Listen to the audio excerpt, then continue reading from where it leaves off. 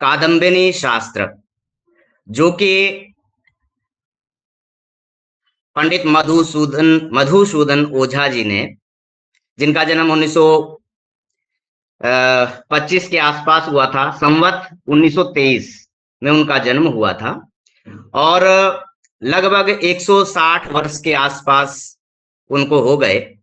और उन्होंने वो वेद, पुराणों, धर्मशास्त्र इत्यादि शास्त्रों के प्रकांड विद्वान थे, और उनकी ऐसी अद्वितीय प्रतिभा थी कि एक समय उन्होंने ज्योतिषियों की गलतियां भी उन्होंने निकाली कई जगह पे मुहूर्तों को लेकर के। तो ऐसी अद्वितीय प्रतिभा, जो कि ज्योतिष से संबंधित उस तरह की नहीं थी, परंतु उनकी अन्य शास्त्रों में अद्वितीय प्रतिभा के बावजूद भी वो ज्योतिष में उन्होंने प्रवेश किया और उसके कादम्बिनी जैसा अद्वितीय ग्रंथ लिखा।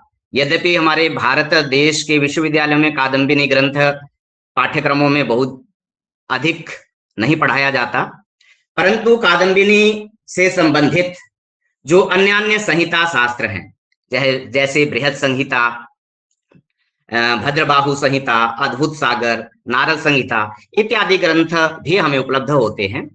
तो इन ग्रंथों में, क्योंकि जब संहिता की बात आती है, ज्योतिष का तृतीय 3 स्कंद है, उनमें संहिता शास्त्र का विस्तृत वर्णन आता है, जो कि मैं बहुत ज्यादा व्याख्यान उस विषय पे नहीं करूंगा, क्योंकि संहिता के बारे में हमारे पिछले वक्ता डॉक्टर विजय जी ने भी बहुत अच्छे से बताया है।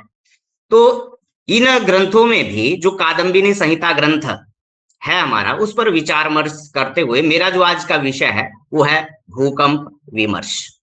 यद्यपि भूकंप की बहुत अच्छी चर्चा भी हो चुकी, प्रारंभ हो चुका है, और मेरा यह विषय रखने के लिए भी बहुत आसानी मुझे हो गई है। तो हमें सबसे पहले जानना यह है कि भूकंप होता क्या है। तो सामान्य रूप से हम सभी जानते ही हैं कि भूकंप का अर्थ होता है भूमि का कंपन, या भूमि के भीतर जो भी हलचल होती है उस हलचल को हम भूकंप कहते हैं। तो जब भूकंप की बात आती है कि भूमि का कंपन भूकंप होता है, तो सहजता से ही हमारे अंदर मन मस्तिष्क में प्रश्न उत्पन्न होते हैं कि भूकंप होने के शास्त्रीय कारण क्या होंगे, भूकंप से बचने के क्या कारण हो सकते हैं।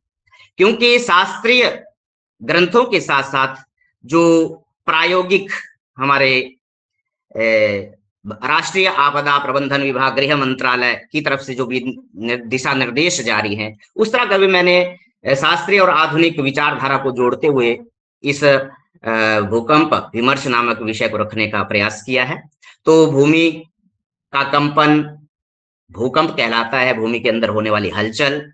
तो ज्योतिष शास्त्र के संहिता स्कंध में दैवीय आपदाओं के अंतर्गत उत्पात आदि का वर्णन भी उपलब्ध होता है, जैसा कि हमने पिछले व्याख्यानों में भी सुना। तो उत्पात की परिभाषा के बारे में अगर बात करें तो भद्रबाहु संहिता का ही एक ग्रंथ है। इसमें बड़ा सुंदर श्लोक दिया हुआ है कि यह प्रकृतेर विपर्यासः प्रायः संक्षेप्तः उत्पातः क्षिते गगन दिव्य जातो यथोत्तरम गुरुतरम भवति। अर्थात प्रकृति के विपरीत घटना घटित होना उत्पात है।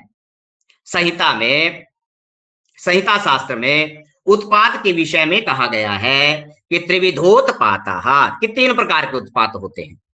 दिव्यांतरिक्षम भौमम तु त्रिविधम प्रकीर्तितम, अर्थात दिव्य उत्पात, अंतरिक्ष उत्पात और भौम उत्पात।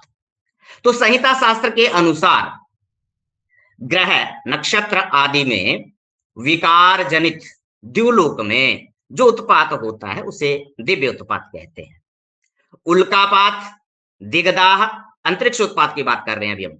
अंतरिक्ष उत्पात दूसरे नंबर का जो होता है, उल्कापात, दिगदाह, परिवेश, गंधर्व नगर, इंद्रधनुष, वृष्टि आदि विकार जनित अंतरिक्ष में जो उत्पात है वह अंतरिक्षज उत्पात कहलाता है। इसकी भी बड़ी अच्छी चर्चा, और ये सारे जो शब्द यहाँ पर आए हैं इनका बड़े सुंदर तरीके से पिछले व्याख्यान में विजय जी ने बहुत सुंदर तरीके से इन शब्दों को परिभाषित किया है। और तीसरे प्रकार का जो उत्पात है वो भूमि से संबंधित उत्पात भौम उत्पात कहलाता है।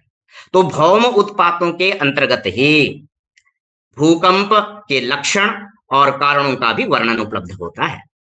अगर हम आज की सामान्य परिभाषा में भूकंप को समझने का प्रयास करें, क्योंकि ये शास्त्रीय कुछ उत्पात से संबंधित बातें थी, तो सामान्य रूप से जो परिभाषाएं हैं कि पृथ्वी की सतह अनेक प्लेटों से बनी हुई है। यानी कि अब देखो, हम हिमाचल प्रदेश के हैं, कुछ लोग हरियाणा के हैं, कुछ राजस्थान में हैं, तो भूमि के अंदर पत्थरों की खानें भी आप देखेंगे कि अलग अलग वैरायटी के पत्थर हमें देखने को मिलते हैं। अगर हम हिमाचल में खुदाई करेंगे तो पत्थरों की वैरायटी कुछ अलग निकलेगी। राजस्थान की तरफ चले जाते हैं तो कैसे पत्थरों की खादानें मिलती हैं। तो इस तरह की ये जो पत्थरों की चट्टानें हैं जो भूमि के अंदर हैं, तो ये अलग अलग स्थानों के स्थान भेद के हिसाब से भी अलग अलग प्रकार की चट्टानें होती हैं। तो चट्टानें जहां जहां मिलती हैं वहां पर जो चट्टानों का तारतम्य होता है, आपस में मिलीजुली होती है अलग अलग प्रकार की, तो प्लेटों की इस गति के कारण संग्रहित होने वाली ऊर्जा अत्यधिक प्रतिबल के कारण चट्टानों के चूर चूर हो जाने पर अचानक निर्मुक्त होती हैं और जमीन के भीतर तरंगों के रूप में फैलती हैं, तब भूकंप होता है। दो प्रतिच्छेदी प्लेटों की संधि पर चट्टानें अत्यधिक प्रतिबल के कारण चूर चूर हो जाती हैं अचानक, नेचुरल तरीके से, जिसके कारण सभी दिशाओं में भूकंपीय तरंगें उत्पन्न होती हैं। तो भूकंपीय तरंगों के कारणों के विषय में हमारे प्राचीन आचार्यों ने भी अनेक प्रकार के मत दिए हैं। उन मतों को भी हम समझते हैं और फिर आधुनिक दृष्टि से भी उसको देखने का प्रयास करेंगे। तो भूकंप के बारे में, जैसे कि हमारे बृहद संहिता ग्रंथ है, आचार्य वराह मिहिराचार्य जी ने जिसकी रचना करी है, बहुत सुंदर तरीके से उस ग्रंथ में पौराणिक विवरण भी प्रस्तुत किया है कि क्षिति कंप माहुरेके बृहदंतर जल निवासी सत्वकृतम भूभार खिन्न दिग्गज विश्राम समुद्भवम चान्य। ये श्लोक पहले भी उच्चारित हुआ है, मैं श्लोकों पर बहुत ज्यादा नहीं जाऊंगा।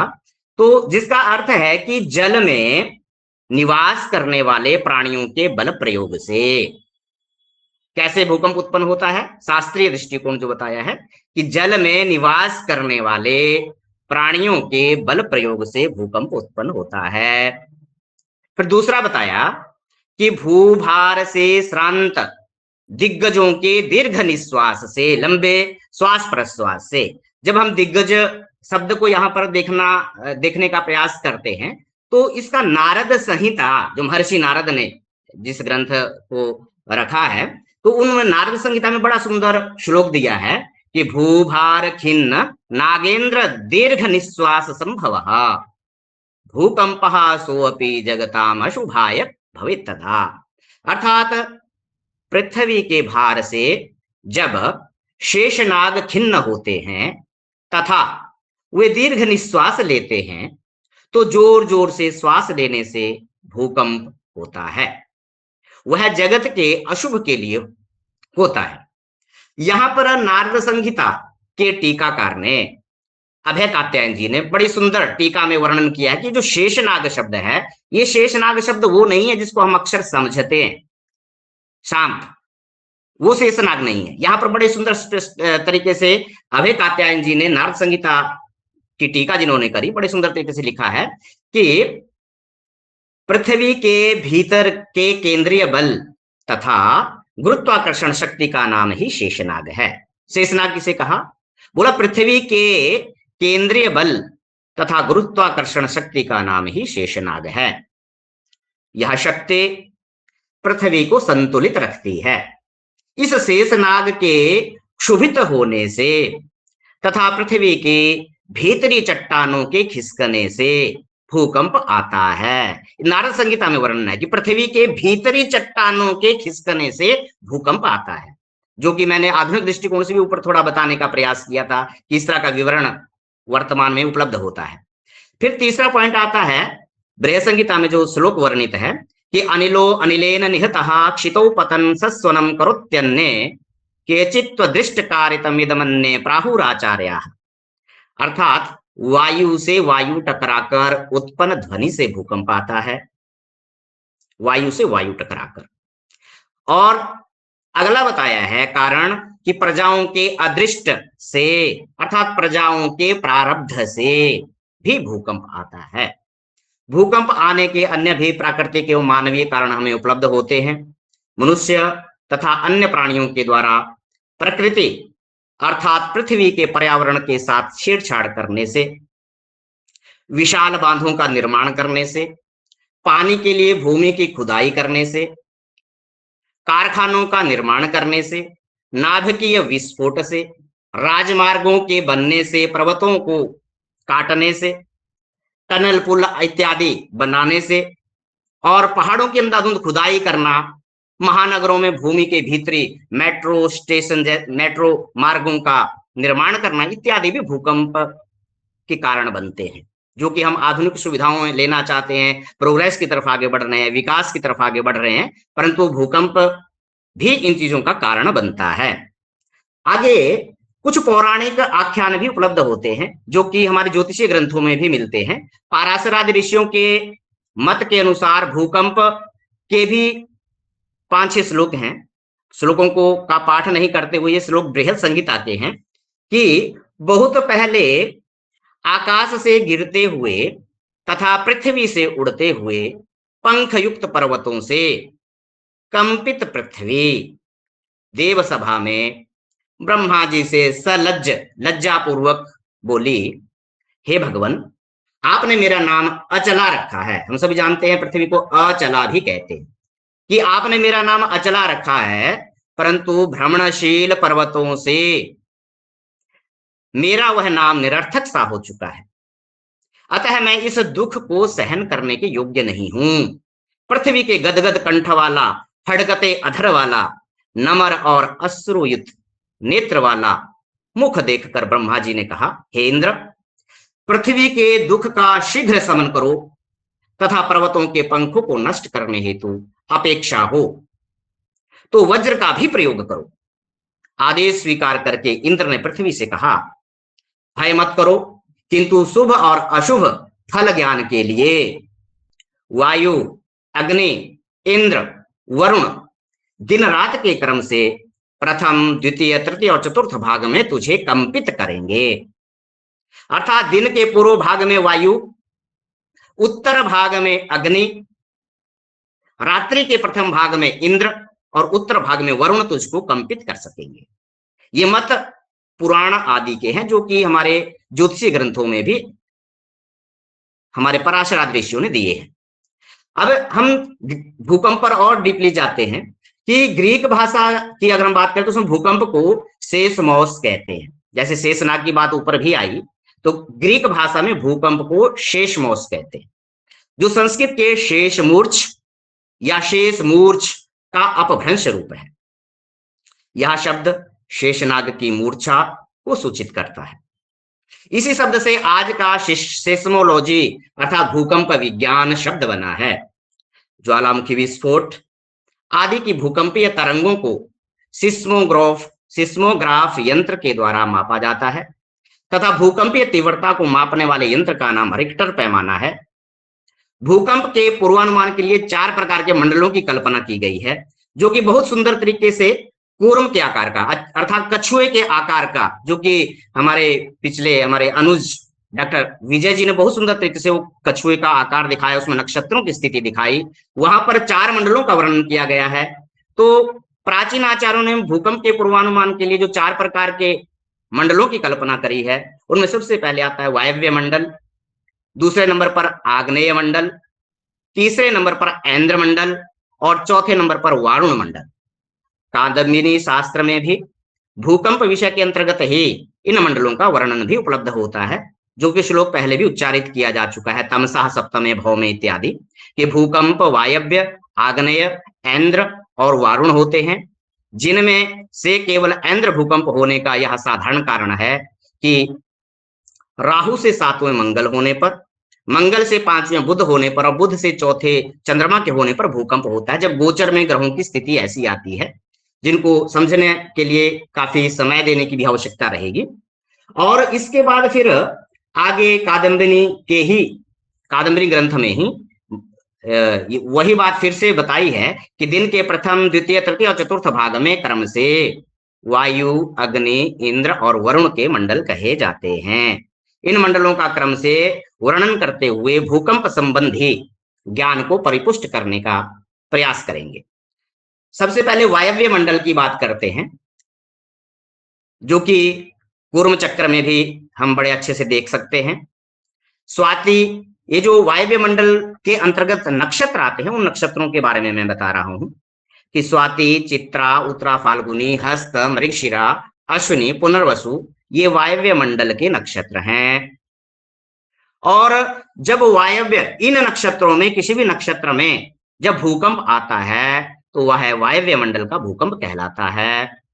और वायव्य मंडल में जब भूकंप आता है तो वह भूकंप 200 योजन भूमि को कंपित करता है। यह शास्त्रीय वचन है, बृहद संहिता में इसका वर्णन मिलता है कि वायव्य मंडल का भूकंप होता है तो 200 योजन भूमि कंपित होती है। और आगे ये भी वर्णन मिलता है कि जब वायव्य मंडल का भूकंप होता है तो उसका फल क्या होता है। तो अब यहाँ पर ये एक वर्णन मिलता है कि जब भी कोई भूकंप होता है, कभी भी कोई भूकंप आएगा तो उससे 7 दिन पहले से ही लक्षण घटित होने लगते हैं। और क्या क्या लक्षण घटित होने लगते हैं उसका भी वर्णन शास्त्रों में उपलब्ध होता है। अगर हम वायव्य कंप की बात करें, वायव्य भूकंप की बात करें, वायव्य मंडल से संबंधित भूकंप की बात करें तो बोला कि जब भूकंप आने से 7 दिन पहले धूम से व्याप्त दिशाओं वाला आकाश हो जाता है। पृथ्वी से धूल कणों को उड़ाती हुई, वृक्षों को तोड़ती हुई जब वायु चलती है और सूर्य की किरणें भी जब मंद हो जाती हैं, तो ऐसे ऐसे लक्षण जब एक सप्ताह पहले घटित होने लगते हैं तो समझ लीजिए कि नियर बाय, नजदीक ही वायव्य भूकंप से संबंधित संकेत होते हैं। और जब वायव्य भूकंप आता है तो उसका फल क्या होता है, ऐसा भी अलग से बताया है कि किस नक्षत्र में भूकंप आया तो उस नक्षत्र में आए हुए भूकंप का क्या क्या फल देखने को मिलेगा।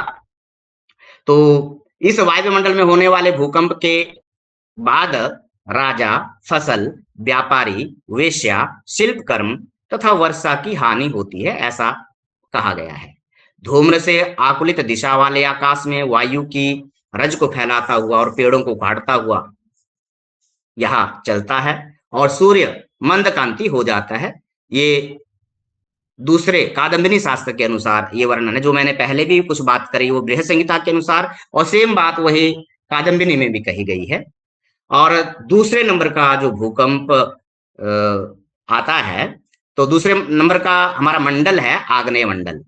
तो बोला जब आग्नेय मंडल से संबंधित भूकंप होता है तो वो 10 योजन भूमि को कंपित करता है। इससे पहले मैं कहा था कि 200 योजन भूमि को कंपित करता है, और आग्नेय मंडल में जब भूकंप होता है तो 10 योजन भूमि कंपित होती है। तो कादम्बिनी में इसका भी बड़ा सुंदर श्लोक दिया हुआ है, पुष्याग्नेय विशाखा इत्यादि। तो अर्थात कि पुष्य, कृतिका, विशाखा, पूर्वा भाद्रपद, भरणी, पूर्वा फाल्गुनी और मघा ये नक्षत्र आग्नेय मंडल के अंतर्गत आते हैं। और एक सप्ताह पहले ही भूकंप आएगा, ऐसे लक्षण घटित होने लगते हैं। ये तो हम इसके आधार पे बता रहे हैं। जब हम शकुन शास्त्र को भी पढ़ते हैं, जैसा कि हमारी बहन डॉक्टर पुनीता ने भी शकुन से संबंधित प्रश्न और शकुन से संबंधित विषय को रखा, तो वहां पर भी कि भूकंप से संबंधित, जैसे कुत्ते भी पहले से ही, कुकुर होते हैं, कुत्ते भी पहले से उनको भी अनुमान लग जाता है पहले से ही, वो भी अलग अलग प्रकार की क्रियाएं करने लगते हैं। बड़ा सुंदर सुंदर वर्णन कि प्राणियों को देख करके, उनके लक्षणों को देख करके भी हम अनुमान लगा सकते हैं कि कुछ होने वाला है। और हम सभी जानते हैं कि समाज में हमारे बड़े बुजुर्ग, बूढ़े लोग इस तरह के शकुनों को, लक्षणों को पहले से ही जानते हैं। अब आज के समय में युवा पीढ़ी के अंतर्गत इसका प्रचलन कम हो गया है, अन्यथा पहले सब लोग बड़े सुंदर तरीके से इस तरह के लक्षणों को पहचान लेते थे। तो आग्नेय मंडल का जब भूकंप होता है तो उसका भी 7 दिन पहले बताया गया है कि क्या लक्षण घटित होते हैं। बोला दिग्दाह के साथ तारा। अब देखो, दिग्दाह, दिशाएं जो है वो जलती हुई दिखाई देती हैं, ऐसा लगता है कि कोई किसी दिशा में आग लगी हुई है, वो दिग्दाह ही है। तो बोला दिग्दाह के साथ तारा वह उल्कापात होने से ढका हुआ तथा प्रज्वलित दिशाओं वाला आकाश हो जाता है। प्रज्वलित दिशाओं वाला आकाश हो जाता है। वायु के सहयोग से अग्नि विचरण करती है। आग्नेय कंप से संबंधित भूकंप। आकाश से तारा गिरे, संध्या के समय नित्य दिशाएं जलती हुई दिखाई दें, आकाश भी आदित्य सा दिखाई दे, तो अग्नि आग्नेय मंडल से संबंधित वो भूकंप होता है। और जब अग्नि मंडल से संबंधित भूकंप होता है तो मेघ और जलाशयों का नाश होता है। और कुछ देशों में पीड़ा आदि होती है, क्योंकि कुछ शब्द ऐसे भी हैं जैसे अंग, बंग, कलिंग, बहालिक, द्रविड़ और अस्मक देशों में पीड़ा होती है। तो इनमें से बंगाल आदि देश हैं, और कुछ ऐसे शब्द हैं, थोड़ा उनको देखने की आवश्यकता है कि किन किन देशों का ये वर्णन है, पुराने नाम है ये। तो आगे हम बात करते हैं कि ऐन्द्र मंडल की। तीसरे नंबर का जो मंडल है वो ऐन्द्र मंडल है, क्योंकि भूकंप विमर्श मेरा मुख्य विषय है। तो तीसरे नंबर का जो मंडल है, जिसके कारण, जिसके अंतर्गत जो नक्षत्र है, उन नक्षत्रों में भूकंप आने पर जो फल घटित होता है उसका वर्णन है। तो ऐन्द्र मंडल में जब भूकंप होता है तो 60 से अधिक योजन भूमि कंपित होती है। पहले में 200, दूसरे में 10 और इसमें 60 से अधिक योजन भूमि कंपित होती है जब ऐन्द्र मंडल का भूकंप आता है। ऐन्द्र मंडल, माहेंद्र मंडल, वासव मंडल, 3 नाम है इसके, अलग अलग ग्रंथों में उपलब्ध होते हैं। तो जब ऐन्द्र मंडल का भूकंप आता है तो इसमें जो नक्षत्र हैं वो हैं रोहिणी, ज्येष्ठा, उत्तराषाढ़ा, अनुराधा, धनिष्ठा, श्रवण, अभिजित। ये ऐन्द्र मंडल के अंतर्गत ये नक्षत्र आते हैं, जिनको आप कछुए के आकार वाले कूर्म चक्र में बड़े सुंदर से देख सकते हैं कि कैसे वहां पर विभाजन किया गया है। और इससे चारों ओर पर्वतों के से आकार वाले, बिजली वाले, जोर की आवाज वाले, भैंस का सींग, भौरों के कुल और सांपों की आभा वाले मेघ बरसते हैं। तो जब आग्नेय भूकंप, ये ऐन्द्र मंडल का भूकंप आता है तो क्या लक्षण घटित होते हैं? बोला पर्वत के समान काया वाले, शरीर वाले, गर्जन करने वाले, बिजली चमकाने वाले और महिष श्रृंग, भ्रमर कुल और सांप की तरह आभा वाले मेघ द्वारा वृष्टि होती है। मतलब ऐसे ऐसे मेघ, कैसे कैसे मेघ? बोला पर्वत के समान शरीर वाले मेघ, गर्जना करने वाले मेघ, बिजली चमकाने वाले मेघ। जब ऐसा ऐसा हमको दिखाई देता है तो समझ लो कि नियर बाई भूकंप आने वाला है और ऐन्द्र मंडल से संबंधित भूकंप आने वाला है। अर्थात ऐन्द्र मंडल के जो नक्षत्र हैं, उन नक्षत्रों में जो भूकंप आता है, तब हम उसको उस इंद्र से संबंधित ऐन्द्र हम भूकंप कहेंगे उसको। और इसके बाद जब हम बात करते हैं आगे इसमें फल की, ऐन्द्र मंडल के भूकंप के फल का क्या फल है? बोला इस मंडल के अंतर्गत जब भूकंप आता है तो राजा का नाश होता है, राजाओं में वैरभाव होता है और माहे दर दूर देशों का नाश होता है इत्यादि। अन्य अन्य ग्रंथों में भी और सुंदर तरीके से इसको विवेचित किया गया है। और वारुण मंडल, चौथा मंडल जो है वारुण मंडल है, और वारुण मंडल के अंतर्गत आने वाले नक्षत्र आश्लेषा, आर्द्रा, पूर्वाषाढ़ा, रेवती, मूला, उत्तरा भाद्रपद और वारुण नक्षत्र ये हैं। और बोला वारुण मंडल में भूकंप होता है तो 180 योजन भूमि कंपित होती है। फिर इसके बाद इसका फल बताया है कादम्बिनी में ही कि ज्यादातर मधुर आवाज वाले, नीले, काले, अंजन की कांति वाले, बिजली से चमकते हुए और अत्यंत जल देने वाले मेघ वर्षा करते हैं। वारुण मंडल में भूकंप होने से महावृष्टि होती है तथा कुछ देशों का वर्णन है कि इन देशों में की क्षति होती है। तो वारुण मंडल के नक्षत्रों में भूकंप का फल भी बड़े सुंदर तरीके से यहाँ पर बताया गया है। और इसके बाद कादम्बिनी में अग्रिम श्लोक में कहा गया है कि समय और नक्षत्र मंडल के भिन्न होने पर, अर्थात यदि नक्षत्र किसी दूसरे मंडल का हो और समय दूसरे मंडल का हो तो एक दूसरे का फल नष्ट हो जाता है, किंतु ऐन्द्र और वारुण मंडल के योग में भूकंप से सुभिक्ष होता है, फिर दुर्भिक्ष नहीं होता, सुभिक्ष होता है और अच्छी वर्षा होती है। इसी प्रकार से दिन रात में प्रहर क्रम से भी भूकंप का फल बताया गया है कि दिन तथा रात में प्रहर के क्रम से ब्राह्मण, क्षत्रिय, वैश्य, शूद्र के लिए अशुभप्रद होता है। रात्रि के प्रहरों में भी इसी क्रम से फल होता है। प्रातः तथा सायंकाल की संध्याओं में होने वाला भूकंप शासकों के लिए अनिष्टप्रद होता है। भूकंप के फल की अवधि आदि का भी शास्त्रों में वर्णन मिलता है कि प्राय सभी उत्पात राजाओं के लिए अशुभ होते हैं।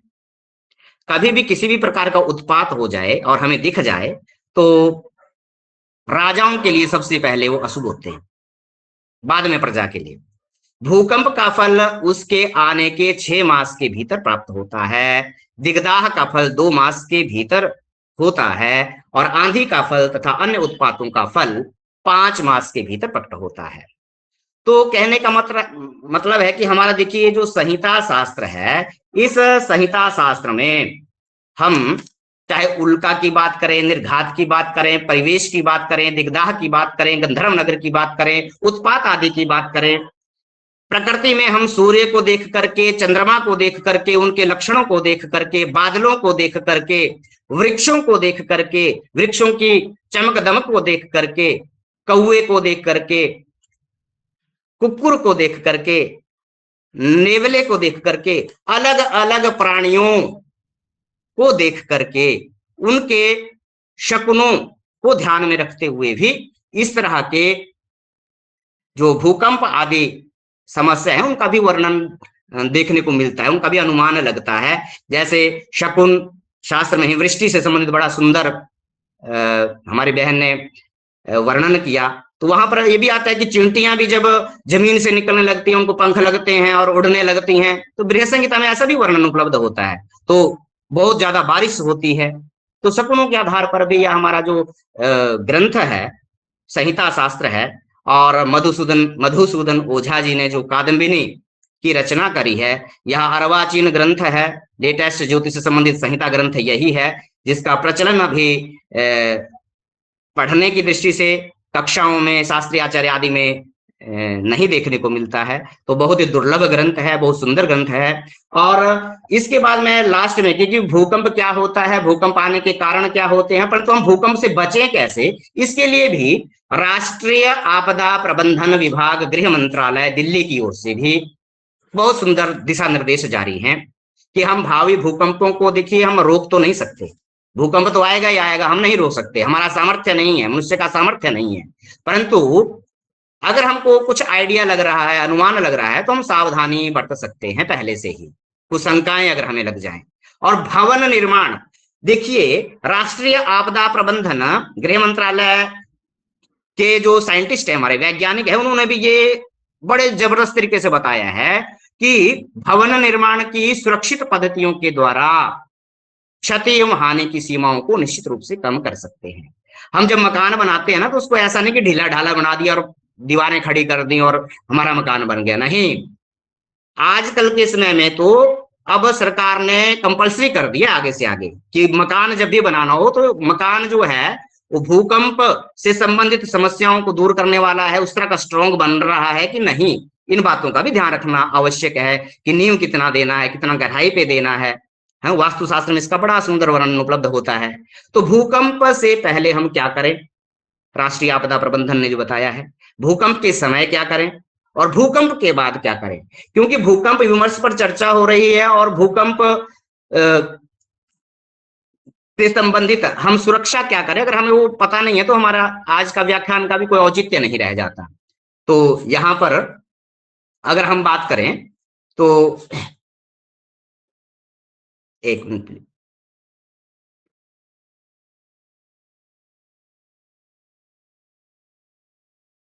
राष्ट्रीय आपदा प्रबंधन ने जो आगे दिया है, जो कि दिशा निर्देश सरकार की तरफ से, वैज्ञानिकों की तरफ से हमको दिए गए हैं, उनका वर्णन आगे मैंने नोट करा हुआ है, जो कि अभी मैं आपके समक्ष रख रहा हूं।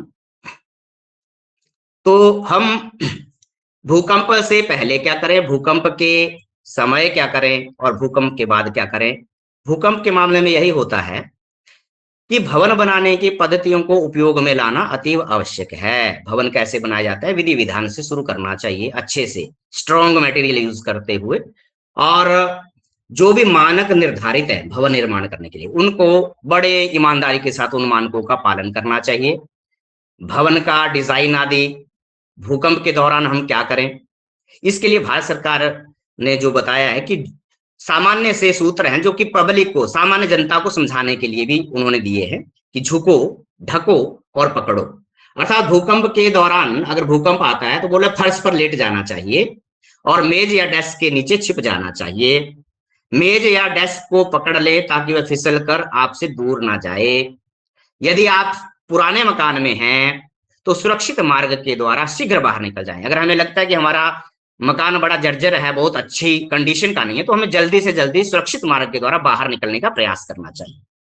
भूकंप के दौरान लिफ्ट का प्रयोग बिल्कुल भी नहीं करना चाहिए। जो हमारे शहरों में, बड़े बड़े महानगरों में लिफ्टों का प्रयोग करने लगते हैं, बिल्कुल भी नहीं करना चाहिए लिफ्ट का प्रयोग, ऐसा निर्देश है। और यदि आप ऊंची मंजिल पर हैं, बहुत ऊंची मंजिल पर हैं, तो कहा है कि वहीं बने रहें और पेशेंस रखें, शांति रखें, क्योंकि आप दौड़ा भागी करने से कुछ नहीं होने वाला। और बड़े धैर्य के साथ वहां पर हम हड़बड़ाए नहीं। और यदि हम पहाड़ी पर खड़ी ढलान में हैं, पहाड़ियों पर है, पर्वतीय क्षेत्र जहां जहां होते हैं, तो बोला अगर हम पहाड़ी पर खड़ी ढलान में हैं तो भूस्खलन होने, वो चट्टाने गिरने के स्थान से दूर हो जाएं। कि जहां पर पर्वतीय क्षेत्र है तो जहां चट्टाने गिरती हैं वहां से हम दूर सुरक्षित स्थान पर थोड़ा लगाने का प्रयास करें। और वाहन आदि अगर हम चला रहे हो तभी की सड़क के एक तरफ सुरक्षित स्थान पर खड़े हो जाएं, वहां पर रुक जाएं, ऐसा निर्देश जारी है। क्षतिग्रस्त पुलों और फ्लाईओवरों को पार करने की कोशिश ना करें, वाहन आदि चलाते हुए भी क्षतिग्रस्त पुलों व फ्लाईओवर आदि को भी पार करने की कोशिश ना करें। और सामान्य रूप से यही कहा जाता है कि जब भी भूकंप आता है तो हमको खुले स्थान पर जल्दी से जल्दी पहुंचने का प्रयास करना चाहिए, ग्राउंड आदि में, जहां पर भवन दूर दूर तक ना हो। और बार बार यही कहा है कि जब भूकंप के मानकों का सही से प्रयोग, जब मकान बनाने के मानकों का सही से प्रयोग नहीं होता तभी वो मकान जल्दी गिरते हैं, अन्यथा मकान इतना जल्दी गिरता भी नहीं है। सामान्य स्तर के भूकंप आते हैं तो उनमें इतना ज्यादा नुकसान नहीं होता, परंतु अगर मकान बनाते हुए हमने उन मानकों का ध्यान नहीं दिया है भवन बनाते हुए, तो वो मकान भी, उसमें दरारें आ जाएंगी या टेढ़ा मेढ़ा हो जाएगा, और जोर का भूकंप आ गया तो बचना भी बहुत मुश्किल होता है। तो निष्कर्ष रूप में मैं ये कहना चाहूंगा कि हमारे प्राचीन आचार्यों ने भूकंप के पूर्वानुमान हेतु बड़ा अच्छा सुंदर यहाँ पर वर्णन दिया है। और आधुनिक विद्वान एवं वैज्ञानिक भी भूकंप के पूर्वानुमान हेतु निरंतर अनुसंधान में संलग्न रहते हैं। भूकंप के निवारण हेतु मानव की शक्ति तो नहीं है, जो सबसे पहले भी मैंने कहा, परंतु यह भूकंप का यदि पूर्वानुमान हो जाता है तो भूकंप के द्वारा कम से कम जन धन हानि में सहयोग हो सकता है। तो भूकंप की पूर्व में संभावना व्यक्त होने पर बचाव हेतु विशेष प्रबंधन किया जा सकता है, जिससे भूकंप से होने वाले विनाश में कमी लाई जा सकती है।